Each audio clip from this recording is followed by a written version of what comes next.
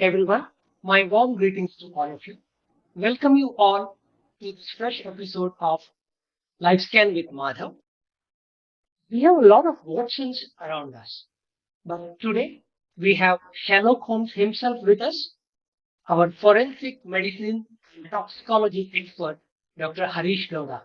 Welcome to you, Dr. Hareesh Gouda. Thank you, Madhav. We know that you are from Canada, and can you tell me more about your hometown and your primary education, Harish? Because many a time I get confused between Uttara Kannada and Uttara Karnataka.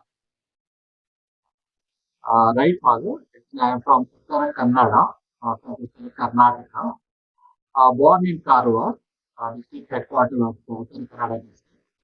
I did my primary education in Karwar. Then we moved to a new place, even in that's also in Uttara Kannada, that's in Dandeli. I did my PUC in Dandeli.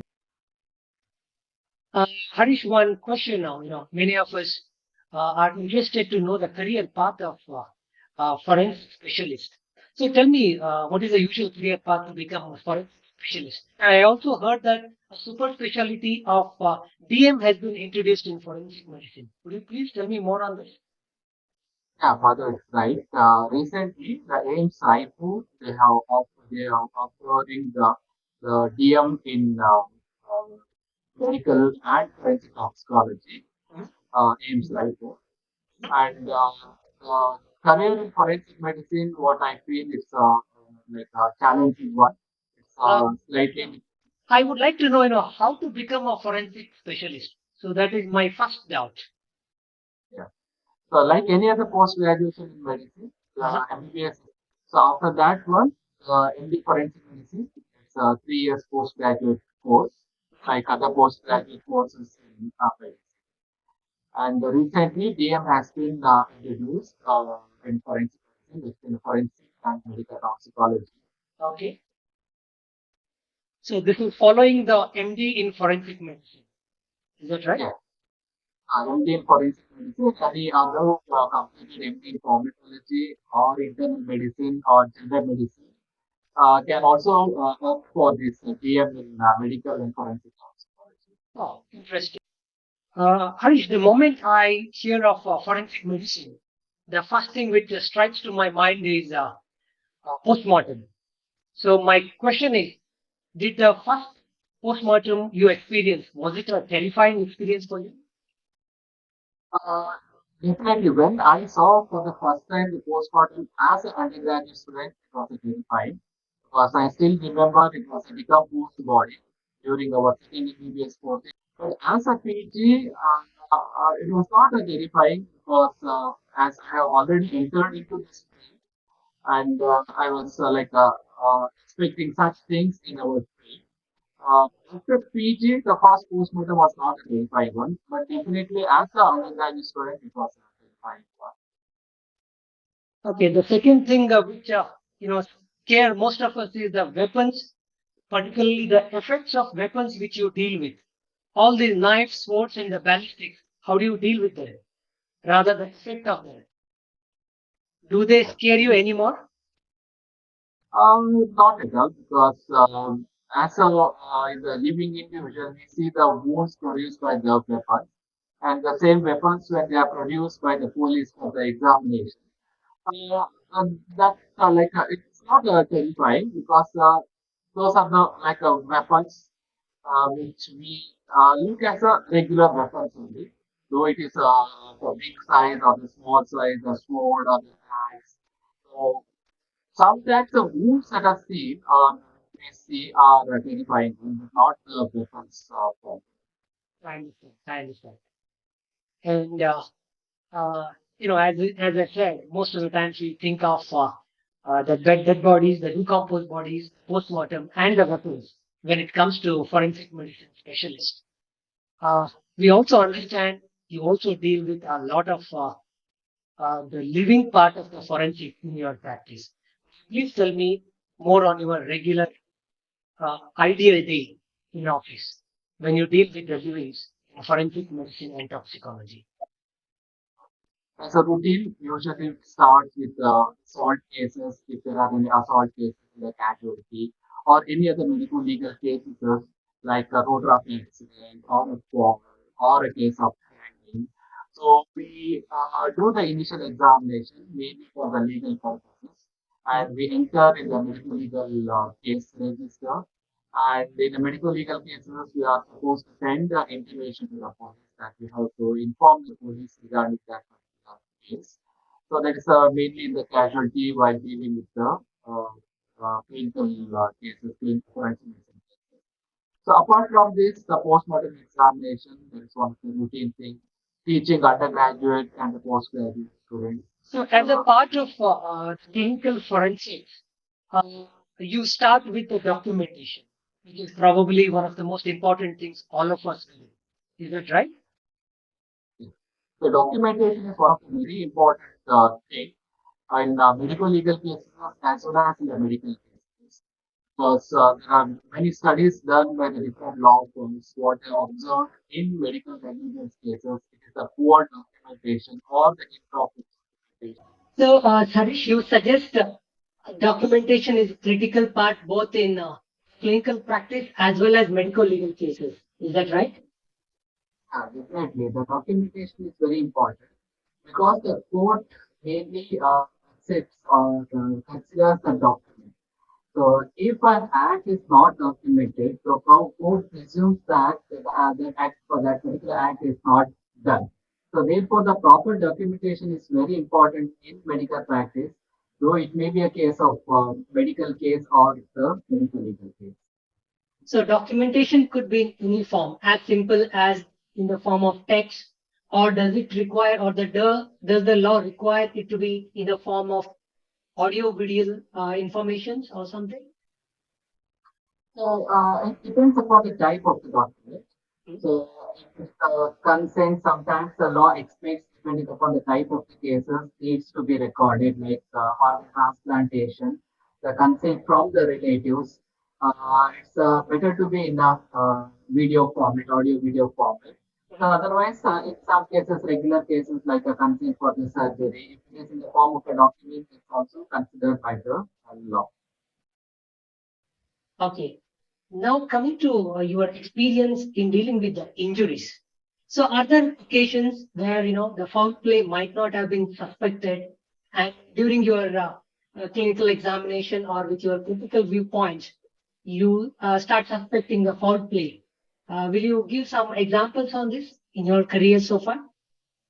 Yeah, in one of the postmortem uh, done in our department, there was a history of fall, not from the height. The person, the deceased was standing, he suddenly fell down as per the history given by the police. And during the autopsy, the postmortem examination, we found multiple fracture of the skull, there's a head bone. And that when we visited the scene of crime, that floor on which the person fell down, so it was not a hard surface like any tiles and other things. It was not a surface. Then that made us to suspect that the fall could not be the cause for that multiple fracture. Mhm. Then we included in the report, we requested the police, the investigative officer to investigate that particular case on the lines of murder or homicide. Then they did the investigation, and during the trial, the evidence was given, and the police they changed that particular case into a 302 case, the section 302 murder, and eventually, finally, the accused was also convicted for commission of the crime. So this is one of the incidents. And another one, actually, the history was not given, the proper history was not given by the father of her child. The child was a 2.5-year-old girl child, and she was brought over the emergency medicine department by her stepfather Okay. and her mother. And he gave a different history instead of a fall, but that child had injuries. So the distribution of the injuries were not correlating with the history given by the father. Mhm. So then, when we asked the father regarding in detail regarding the incident, and finally he accepted that he battered So the child. you started suspecting child abuse in this case. Yeah, definitely the child abuse because the man was not the child's biological father. And then we sent the information to the police, and it was registered as assault only. But unfortunately, the child succumbed to the injuries. So in that particular case, it was like the history was not clear, or the father was not giving properties. So actually, there are many settings like this in the practice. Many a time they may look like simple medical ones, but they are complex, compound, social, economical, or cultural issues. Generally, maybe decades ago, we thought that this child battery or child abuse was not much prevalent in our society. But in your experience, you quite often come across child abuse. Is that right, Harish? Yeah. The reported cases, what I personally feel, the number of cases that reported in the past might be less. Now, because of the awareness among the people, we start like at least the relatives they report such cases. And many times when the person who has assaulted is a family member or a parent, then usually such cases are not being reported to the police. But yeah, nowadays the number of cases of battering or the child abuse are increasing. So, do you find any specific association with the socioeconomic status or the literacy, or say among the lesser privileged, or is there any socioeconomic profile you are able to make out from this? The literature they say that it's a more common among the people of socioeconomic status, Mm. and we have seen some cases, not many. Most of the cases, it is the education of the parent or the childhood experience of the parents. Most of the time the batter parents they start battering their children. So the education status as well as the socioeconomic status, what I personally feel, has got a role in child abuse. Such a tough situation is this, both for the parents as well as the child. I mean, both stay in the same roof. How difficult it could be both for the parents, the child, and as well as the treating physician or the doctor who is investigating. Isn't that? Is it's a both emotional as well as a social issue? Yeah. It's about emotional and social and also the legal aspect because most of the time the proper history is not given by the parent and sometimes the injuries may correlate with the history given by the parent but sometimes it may not correlate. If it is a very clear there is a discrepancy between the history and the injuries, we will be in a like a positive this one to make our opinion regarding the child abuse. But when Generally, what would be the age of the child? Generally. so usually it's a younger age group, so where the child cannot resist the assault by the parents. So Mm. usually around 5 or less than 5 or 6 years. But there is no age like a limit for the battering of the child or the abuse. Usually it's common in the younger children who cannot resist or oppose the abuse by the parents. When it comes to forensic medicine, age is not a mere number. Harish, I guess age estimation is one of the critical things you guys do. So, how do you go about it? Is it the only X-ray which you depend upon, or is there anything else? Yeah. Age estimation again is a very challenging for the forensic experts because there are various issues involved. Sometimes the person is brought by the police, the person involved in the criminal act, sometimes in the civil cases. So in the criminal acts, just to find out whether that particular person is criminally responsible for the act or sometimes in the child labor. So like that in the criminal cases, it's a very challenging. So we, along with the radiological findings, it's mainly we look for the growth of the bones. That may, in other words, in the medical terminology, the appearance of the ossification center, the fusion of the ossification center. We do consider the eruption of the tape. So the ossification center appearance and fusion, it's the growth of the bones, eruption of the tooth are the major criteria.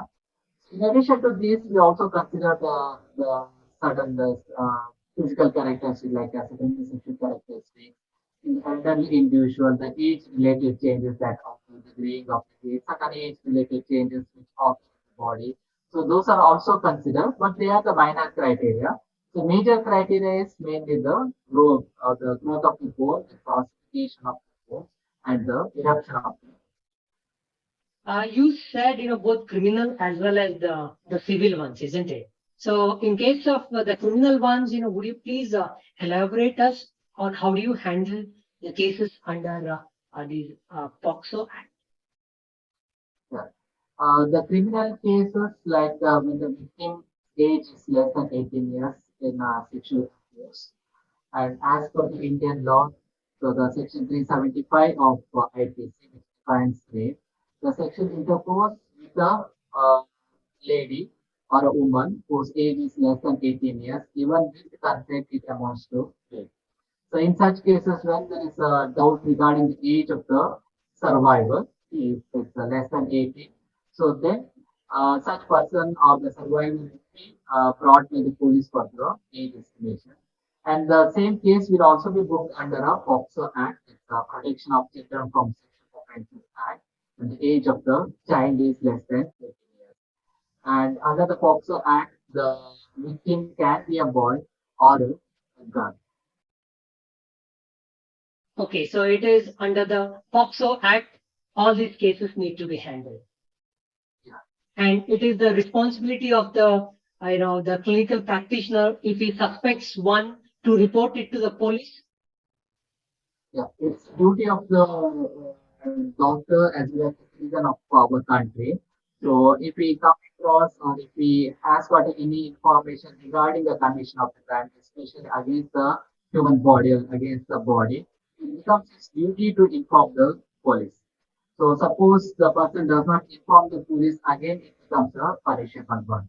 That actually it amounts to concealing the crime. So under section 39 of CRPC, certain offences affecting the body, especially the assault, the sexual assault cases, needs to be reported to the police. Like in the for the doctors also. So if we come across such cases, so we have to inform the police. With respect to age estimation, in clinical practice, uh, doctors come across importance of age when it comes to sports, particularly under 19 or under 21, those specific categories. One of the requirements during civil investigations is the estimation of age. So, other than this, what are the other civil scenarios you come across? So usually the age when there is a question of age regarding the retirement. If there is no sufficient document to state the age of the individual, so then such Retirement individual age. retirement age to determine the age Okay. of the individual. So there is no sufficient documents about the age of the individual. Those are the common circumstances, certain cases where we determine the age of the individual.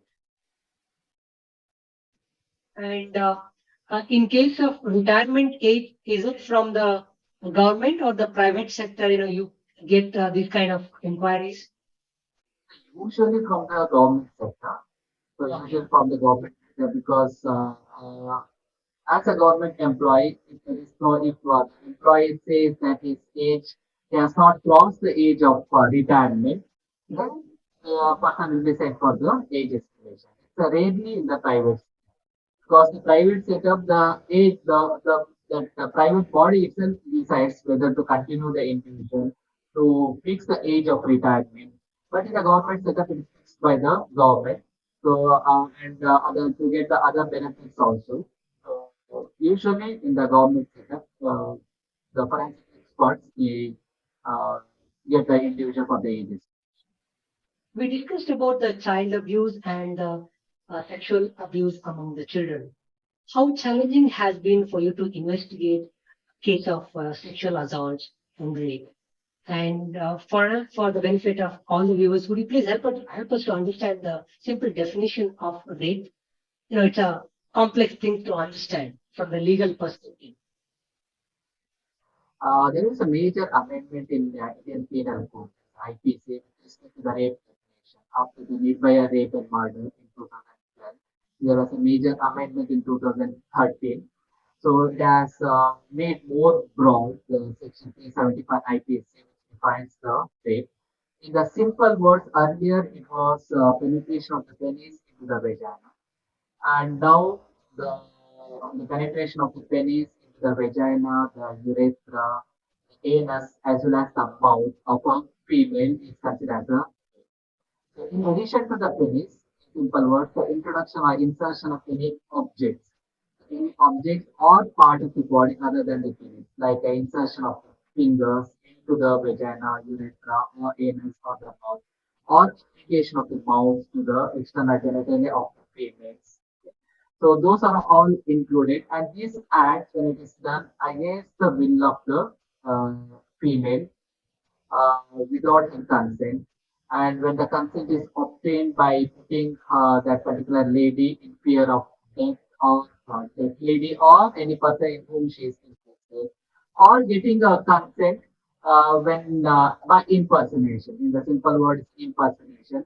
So she gives a consent to a man, thinking that or believing that he is her husband, but in reality he is not her husband, like an impersonation. The next one is when the consent is taken when that particular lady is not in a condition or a position to give the consent because of intoxication. When the age of the lady is less than 18 years. So these are simple words. This major amendment. We also heard of these Nirbhaya centers now in Karnataka. So, are there any specific guidelines for the examination of the victim or the offender? Nirbhaya Center is mainly established for the to give a help or the medical examination to survivor. It's a female survivor of sexual abuse. So it's headed by a female forensic expert or in the absence of female forensic expert, a female medical officer. But it's a preferably forensic expert who will be doing the examination of the survivor. So it also deals with the other cases against the woman or other assaults against the woman. But mainly this was established keeping in mind the providing conducive environment to the survivor of violence. So they will be doing the examination of the survivor of sexual violence, and they will be preparing the report and they will be submitting to the court, police or the court. The other aspect of clinical forensic is toxicology. So, Harish, what is your take on the plant toxins what we come across regularly, particularly in the probably in the rural areas? So, can you tell us on the common plant toxins you come across? Yeah, some of the common the plant poisons which are consumed accidentally without knowing the toxic effect of the poisons, and certain poisons of the plants which are grown in our garden as a garden plant, like one in the English word is the Centra Thibaceae, or in Kannada, some people it called as a Kadu Kanigide.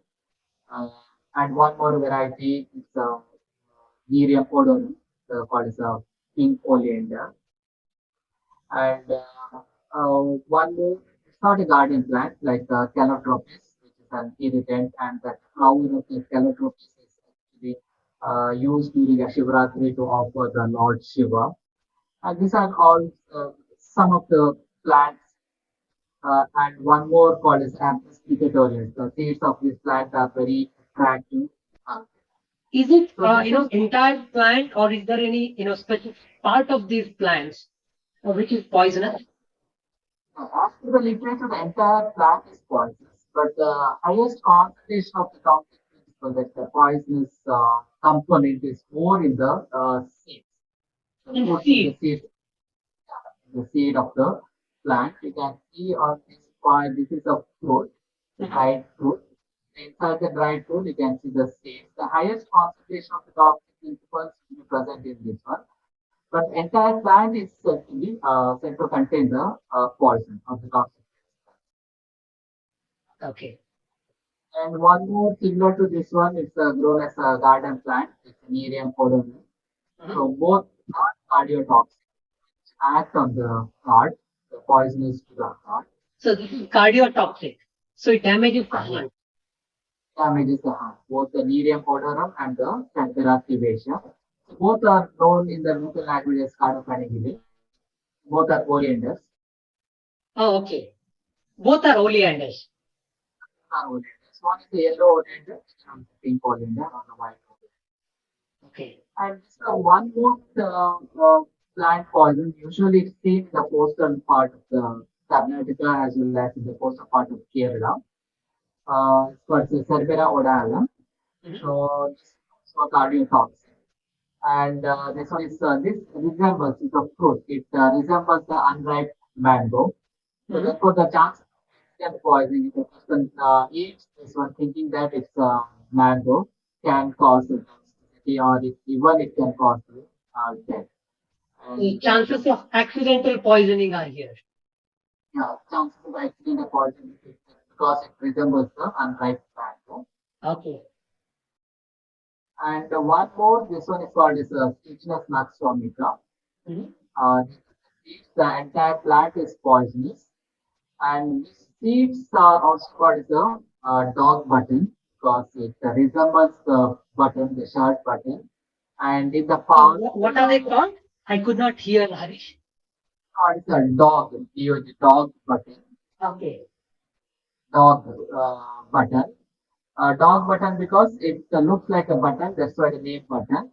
And in the past, the seeds, the crushed seeds were used or they were applied on the arrow and they were used to kill the stray dogs or they used to give orally to kill the stray dogs. That's why they are called as a dog button. So this one acts on the spine, the spinal cord. Oh, so this could be arrow poisoning which we're referring to. Is it right? Yeah. It's in the past also. But now also in some of the communities they use some poisonous substance. They smear on the weapon if they want to kill an individual. They smear the seeds on the plant of the poisonous part of the poisonous plants on the weapon. So and they hit the enemy or the person whom they want to kill. So the intention is the person has to die. A person should die either by the injury or by the poison that enters through the wound. So in the Okay. past of the literatures which showed the use of poisonous plants as the arrow poisons used during the warfare or during the war. Oh, so it could kill a person either because of the mechanical injury or because of the poison it contains and enters Right? through the wound. Enters through the wound either because of the wound, the mechanical wound, or the poison. Oh, okay. In this I can see this plant. It's again one of the roadside plant commonly grown. So Mhm. the resinous camellias, commonly known as the castor plant, and we use the castor oil as a purgative. So Okay. fortunately or luckily, castor oil is not poisonous unless it's taken in higher quantity. It may cause increased motility, the purgation. So this is a castor So plant, but when used as purgative, it is okay. yeah. So other parts like other than the oil, the seeds. So these are the seeds. This is also highly poisonous. The resin, the active principle present. These are seen by the roadside. Commonly grows in Karnataka and other parts of the country also. Scientifically, it's called Apis picatorius. Uh-huh. Local Kannada name is a Gulmunji. Oh, okay. This is Gulgunji. Okay.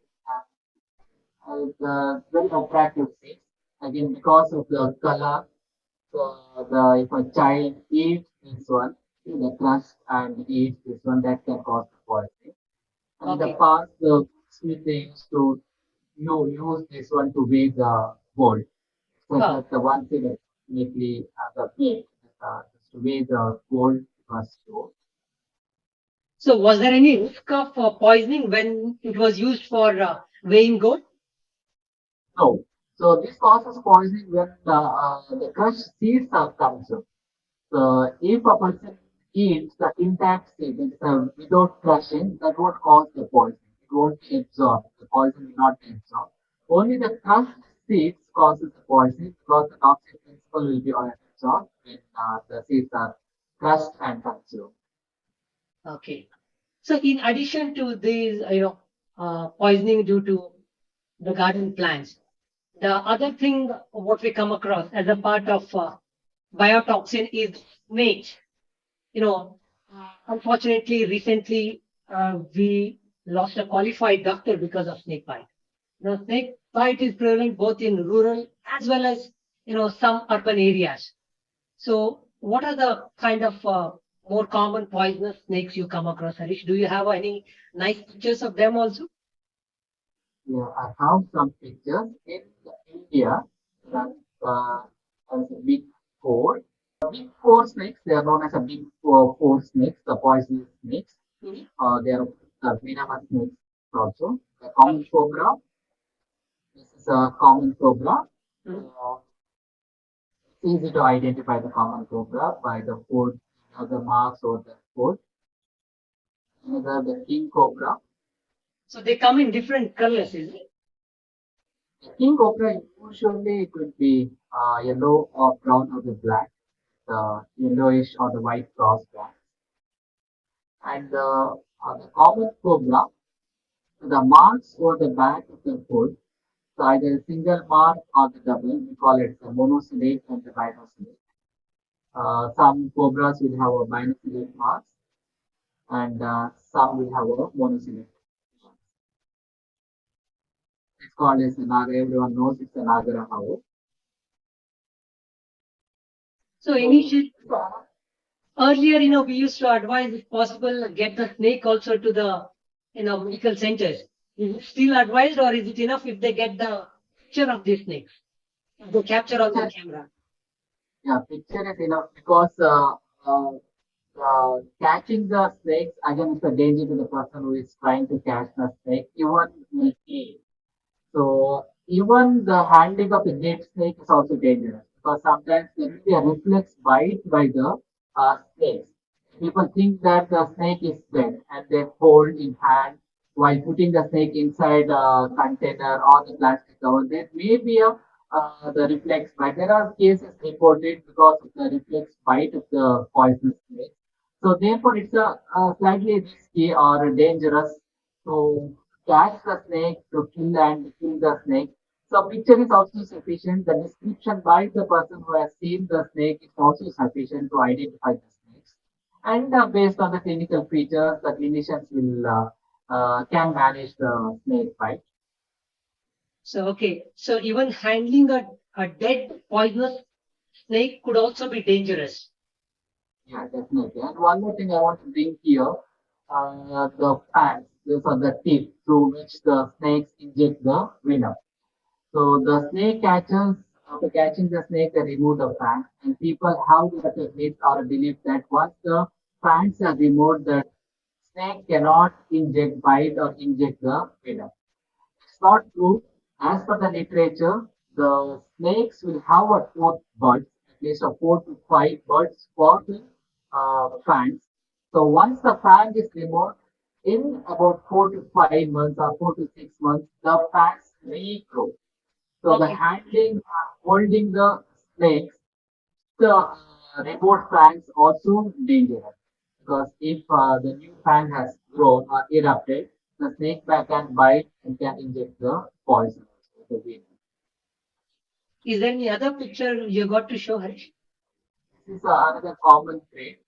So one thing because about this one is the bite will be a painless, and usually the snake bites during the night time.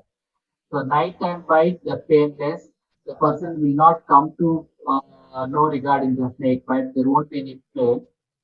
Okay, It's this is called a as a common common trait bite that does not cause much pain. pain.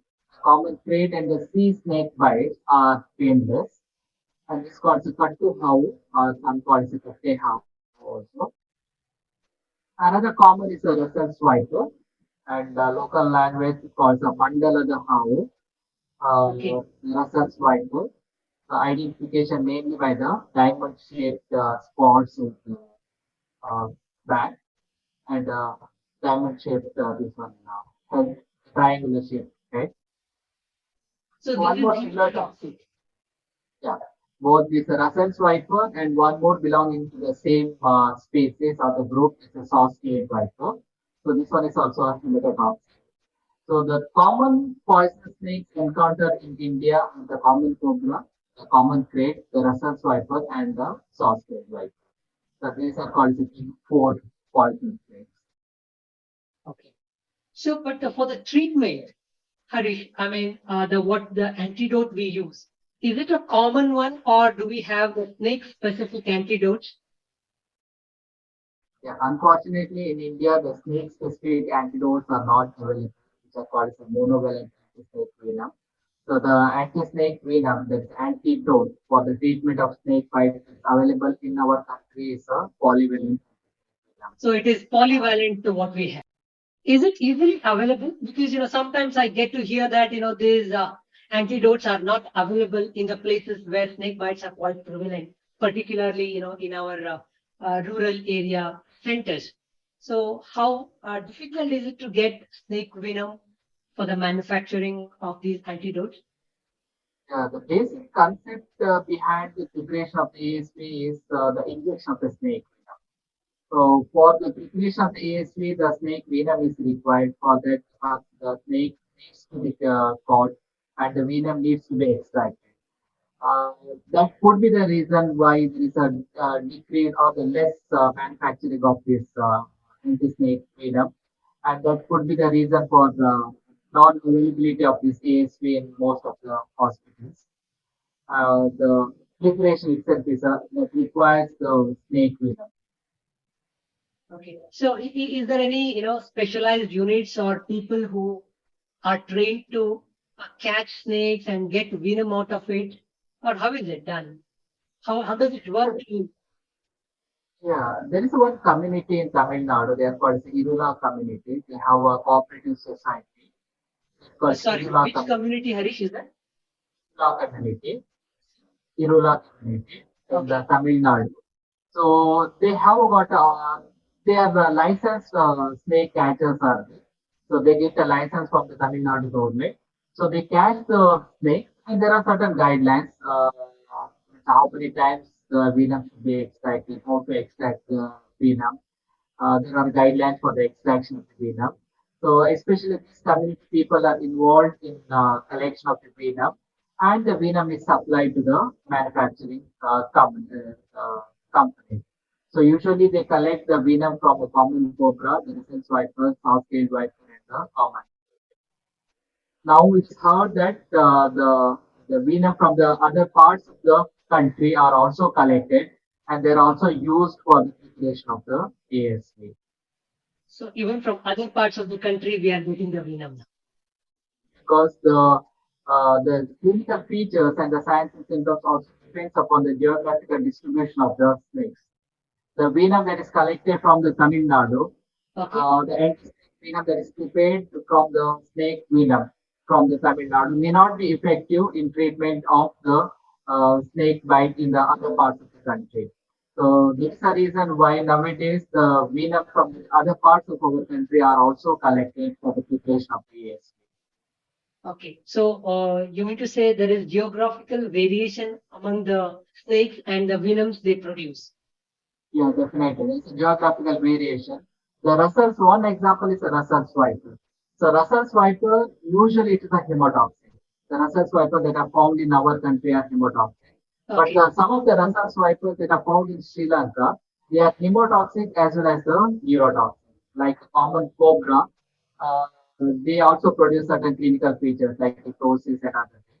They produce a neurotoxicity as well as a hemotoxicity. There is a geographical distribution. There's a variation in the venom among the depends upon the geographic distribution of the snake. So these hemotoxic ones they cause bleeding tendencies. Is it? Yeah, they cause the bleeding from all the natural orifices, the bleeding from the bitten areas. If any injection is given, the bleeding from the injection site also, the hemotoxic poisons of the snakes because mainly they affect the bleeding, the clotting mechanism. In these anti-snake venom antidotes, are they used in all kinds of seriousness of snake bites? I mean, can we give it in the mild or moderate, or is there any, again, the guidelines to use this ASV wisely? Yeah, definitely there are guidelines because one thing is the availability of the ASP. So it cannot be given in all the cases like the mild cases where it is not required because availability itself is less. Mhm. Next one is the cost. And since this ASV are prepared by injecting the snake venom into the animals, mainly the horn, the person may develop an anaphylaxis. So the person may die because of the anaphylaxis rather than the snake bite. So therefore, it's not given in all the cases. And there are guidelines, the WHO guidelines, which says when to give the ASP, when not to give the ASP. So a drug which is supposed to save a person from the snake bite itself, could turn out dangerous. And anaphylaxis Definitely. is a severe type of allergy. Is it not, Harish? Yeah, definitely. So some cases like in a non-poisonous snake bite or the poisonous snake bite when the ASV is not required or the administration of the ASV is not required, if it is given, the person may develop anaphylaxis, the person may die. As you said exactly, so the drug that is given to save the life of the individual may result in the death of the individual. So judicious use of the antidote is, is of interest.